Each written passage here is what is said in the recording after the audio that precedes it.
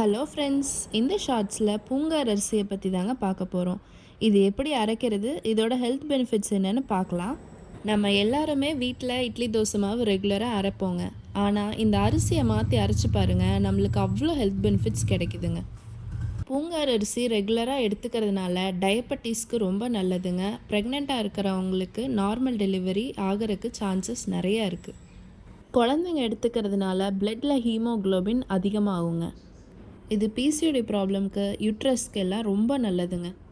குழந்தைங்களுக்கு ரெகுலராக கொடுத்துட்டு வந்தீங்கன்னா அவங்களோட இம்யூனிட்டி பவர் அதிகமாகுங்க. இவ்வளோ ஏங்க, நீங்களே கூகுள் பண்ணி பாருங்களேன். இதோட ஹெல்த் பெனிஃபிட்ஸ் இன்னும் எவ்வளோ இருக்குங்கிறத நீங்களே புரிஞ்சுப்பீங்க. இப்போ மாவு அரைக்கிறதுக்கு 4 கப்பு பூங்கார் அரிசி எடுத்துட்டிங்கன்னா 1 கப் நார்மல் ரைஸ் எடுத்துக்கோங்க. உளுந்து 5க்கு 1ங்க, 2 ஸ்பூன் வெந்தயம், 3 மணி நேரம் ஊற வச்சு உப்பு போட்டு அரைச்சி எடுத்து வச்சுருங்க.